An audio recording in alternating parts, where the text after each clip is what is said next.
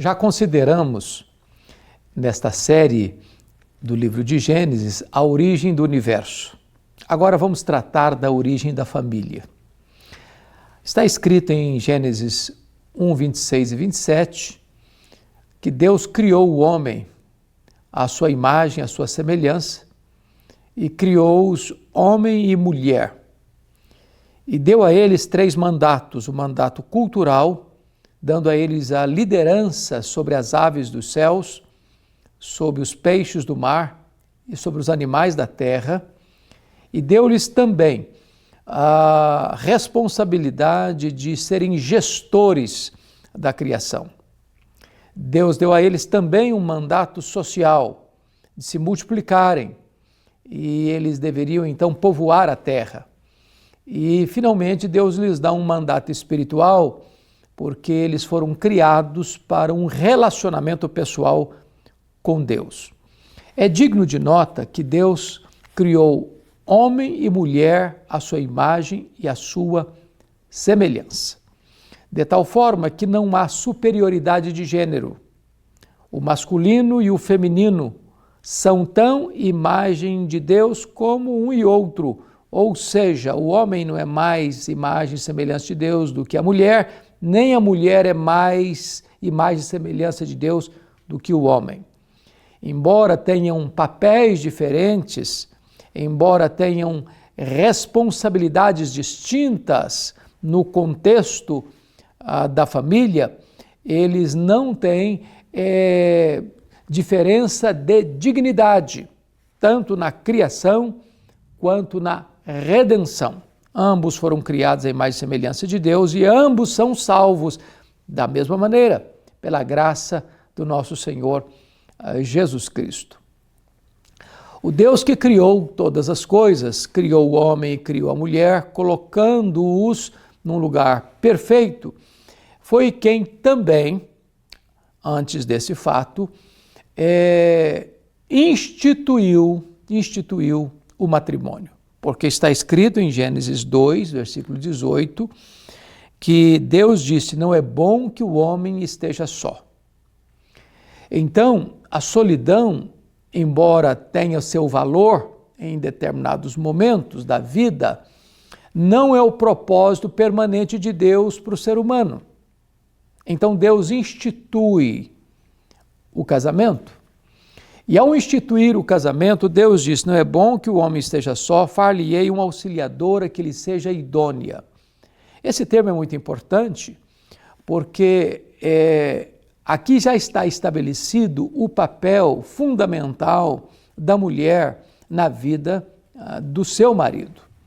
Ela não é um ser inferior, ela não é um capacho do marido. As culturas que, em virtude do pecado, descambaram, ora, para um machismo dominador, desumano, injusto e opressor, está completamente fora do padrão e do propósito de Deus. A reação a isso, mais recentemente, o movimento feminista também está na contramão do projeto de Deus, porque contraria as orientações estabelecidas pelo próprio Deus para o funcionamento harmonioso e eficaz da família. Esta palavra auxiliadora idônea é muito importante, porque esta palavra idônea traz a ideia literal de olhar nos olhos, coigual, aquela que corresponde emocionalmente, moralmente, espiritualmente. Então, é um ser criado da mesma natureza, com a mesma dignidade, com as mesmas marcas da procedência das mãos do Criador. Quando chega no verso 19, está escrito: havendo, pois, o Senhor Deus formado da terra todos os animais do campo e todas as aves dos céus, trouxe-os ao homem, para ver como este lhes chamaria, e o nome que o homem desse a todos os seres viventes, esse seria o nome deles. Então, Deus dá ao homem esta capacidade de nominar os animais, né? Tanto os voláteis quanto os terrestres. E que tarefa fantástica! E que inteligência magnífica tinha Adão nesse tempo, quando as pessoas acham que o homem era primitivo, pois certamente Adão tinha uma capacidade impressionante, porque ao dar nome a todos os animais, ele não dá nomes aleatórios, ele dá nomes que correspondiam certamente à natureza daqueles animais. O verso 20 diz: deu nome o homem a todos os animais domésticos, às aves dos céus, a todos os animais selváticos. Para o homem, todavia, não se achava uma auxiliadora que lhe fosse idônea.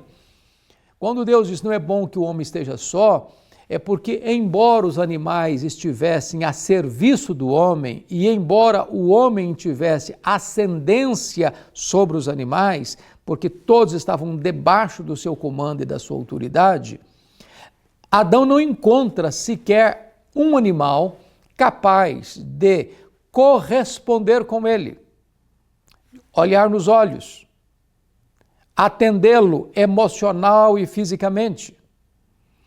É muito curioso isso, porque, na verdade, você pode, até pensando agora num contexto mais moderno, contemporâneo, onde as pessoas hoje têm, e na sua talvez maioria, um pet em casa, um animal de estimação em casa, seja um cachorrinho, um gato, um outro tipo de animal.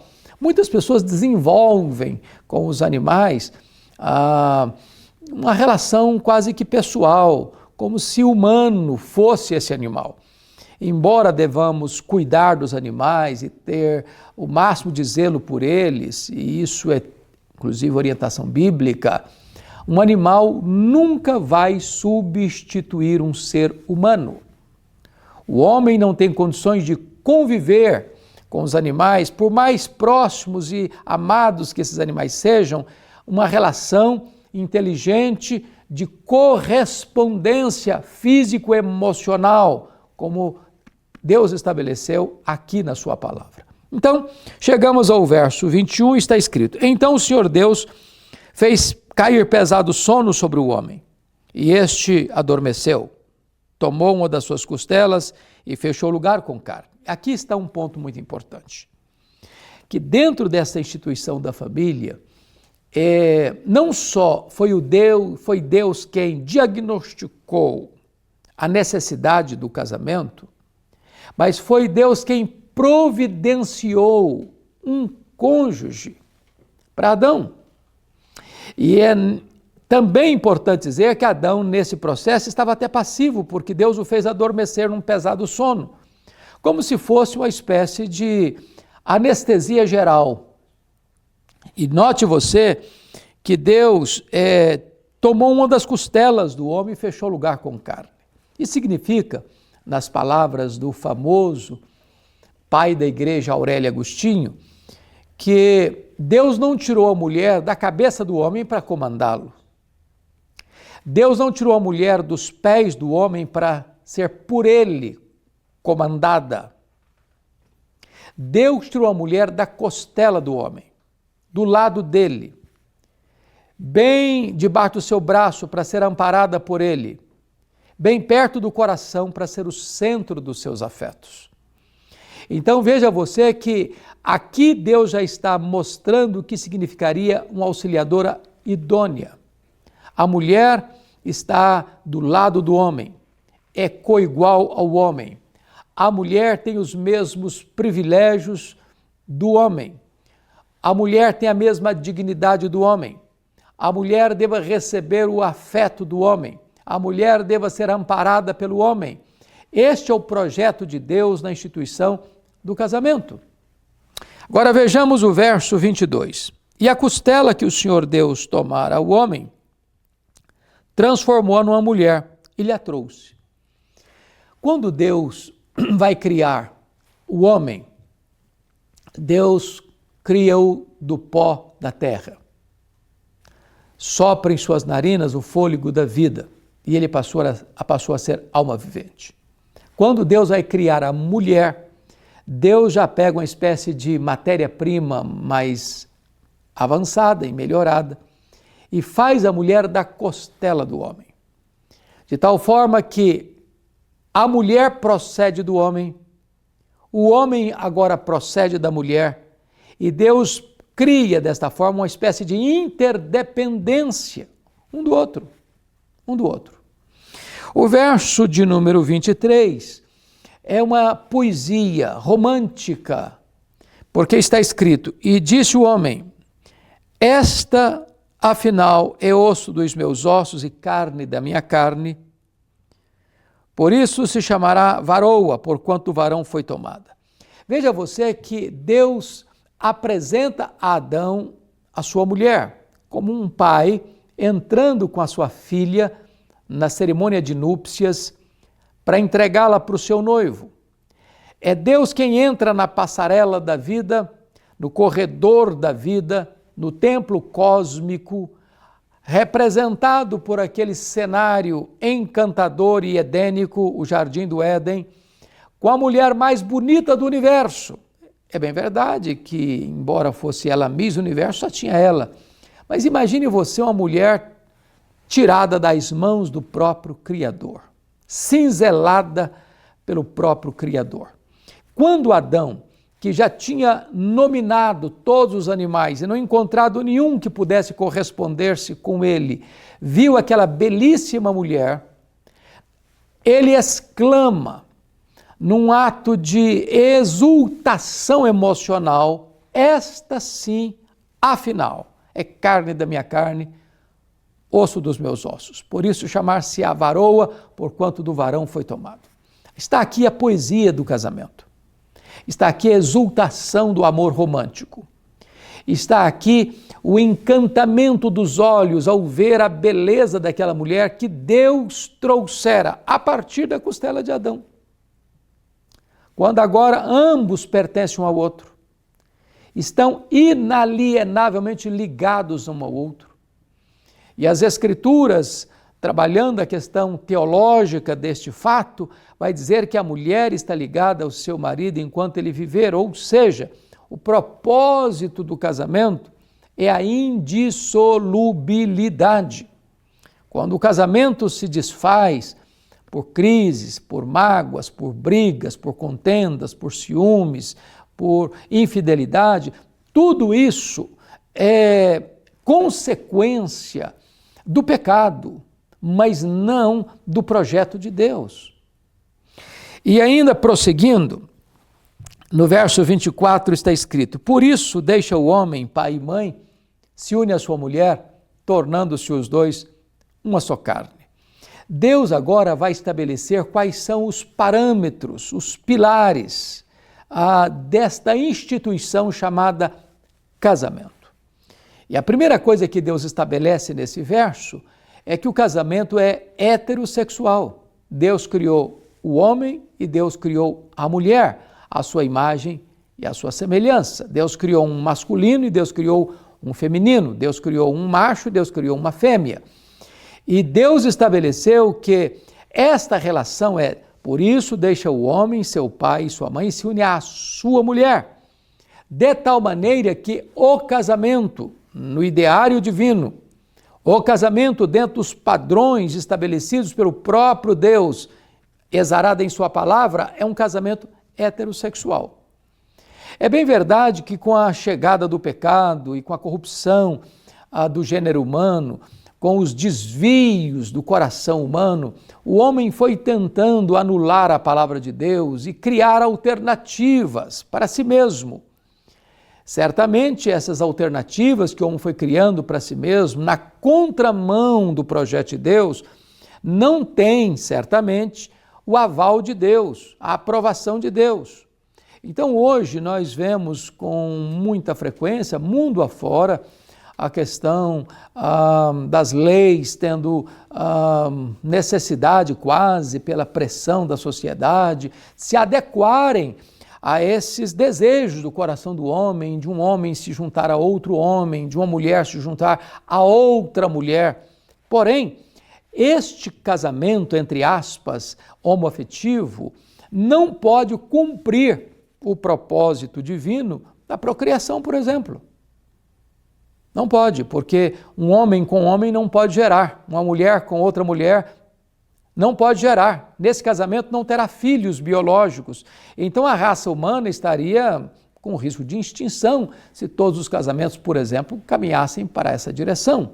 Deus que criou o homem, Deus que criou a mulher, Deus que criou o casamento, este mesmo Deus deu-nos o manual do fabricante. Como é que nós devemos agir no que concerne ao entendimento do que é casamento. Então, o primeiro ponto que eu quero frisar, à luz de Gênesis 2:24, é que o casamento é heterossexual. Isso não é pensamento do homem, isso não é criação do homem, isso não é criação da igreja, esta é a instituição divina. Se alguém tem que brigar com Deus, não com os homens, porque isso é uma instituição divina. Segundo ponto que deixa claro aqui o verso 24, é que o casamento é monogâmico, por isso deixa o homem, seu pai e sua mãe, e se une à sua mulher. Se você notar, casamento é a relação, é a união de um homem com uma mulher, não de um homem com várias mulheres e nem de uma mulher com vários homens. Em outras palavras, nem a poligenia, um homem casar-se com várias mulheres, nem a poliandria, uma mulher casar-se com vários homens, tem amparo na palavra de Deus. A poligamia, ou seja, vários casamentos, um casamento com várias cônjuges, está fora do projeto divino. É bem verdade, volto a dizer, que com a corrupção do coração humano, rendida ao pecado, o homem foi desde lá no início da história, está lá em Gênesis capítulo 4, o início da poligamia. Mas se você fizer uma análise mais detalhada, com o registro desses fatos, todas as famílias poligâmicas, via de regra, são famílias disfuncionais. Porque gera o que nós chamamos de meio-irmãos. Filhos de um único pai, mas de mães diferentes.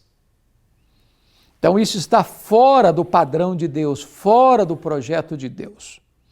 Aqueles que argumentam que a Bíblia abona, aprova a poligamia, citando casos de homens de Deus que adotaram a poligamia, como foi o caso de Abraão, como foi o caso de Davi, como foi o caso de Salomão, não compreenderam a correta leitura das Escrituras. Essa é uma leitura exemplarista. Entretanto, a leitura que devemos fazer é a leitura preceitual. Quando Deus instituiu o casamento, ele estabeleceu que o casamento seria monogâmico.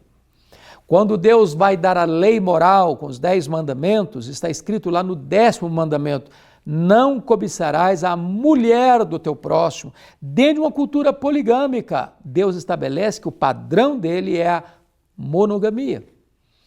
Depois, quando Jesus vem, 1500 anos depois de Moisés, e os fariseus perguntam a ele, é lícito ao marido repudiar sua mulher por qualquer motivo? Jesus foi categórico, não tendes lido que o Criador desde o princípio fez homem e mulher, e disse, por isso deixa o homem, seu pai, sua mãe, se une à sua mulher, tornando-se os dois uma só carne. Em outras palavras, Jesus está referendando o mesmo padrão da criação, casamento monogâmico. Terceiro pilar do casamento, conforme Deus estabeleceu, é que o casamento é monossomático. Os dois se tornam uma só carne, diz o verso 24, do capítulo 2 de Gênesis. Em outras palavras, tornam-se um só corpo. A relação íntima, a relação sexual entre um homem e uma mulher tem plena legitimidade no casamento. A relação sexual antes do casamento é fornicação. A relação sexual fora do casamento é adultério. Ambas, tanto antes quanto fora, estão na contramão do propósito de Deus e a Bíblia define que isso é um pecado. Entretanto, a relação sexual entre marido e mulher não só é permitido, mas é ordenado por Deus. É legítimo. Eles têm o direito de usufruírem esse privilégio e esta bênção. Então, o casamento é heterossexual, monogâmico e monossomático. Dentro do que Jesus estabeleceu em Mateus 19, o casamento é também indissolúvel, é até que a morte os separe. Casamento não é um contrato de risco. Casamento não é para você entrar e deixar a porta dos fundos aberta. Hoje a sociedade não tem tido coragem e humildade para enfrentar as crises, para enfrentar as dificuldades. Não tem casamento perfeito desde que entrou o pecado no mundo. O casamento é um mistério, diz a Bíblia. Porém, o propósito de Deus é que o casal esteja unido em amor, em respeito, em fidelidade, em carinho, até que a morte os separe. É nesse sentido que a Bíblia diz que a mulher está ligada ao marido enquanto ele viver. Ou seja, dentro do projeto de Deus, o casamento é até que a morte os separe. Por causa da dureza do coração do homem, é claro, Deus permitiu o divórcio. Não que Deus instituiu o divórcio, Deus permitiu o divórcio. E a razão principal é que existe o divórcio, é a dureza do coração, é a incapacidade de perdoar um ao outro. Dentro das duas cláusulas de exceção para se permitir o divórcio está a infidelidade ou o abandono. Então, o projeto de Deus é que mesmo quando há um impasse no casamento, é que este casal, com humildade, possa examinar o problema, diagnosticar as causas, se arrepender do erro, confessar o seu erro, mudar a sua conduta, refazer a relação e continuar na presença de Deus e para a glória de Deus. O casamento é uma bênção de Deus. A família é um presente de Deus. Deus instituiu a família e Deus deu normas e princípios para que esta família seja funcional, seja harmoniosa, seja feliz e seja bem-aventurada. Eu espero que esta breve palavra, à luz desse texto de Gênesis 1 e 2, possa abençoar o seu coração, trazer luz para a sua mente e aquecer o seu coração. Deus abençoe sua vida. Um grande abraço a todos vocês.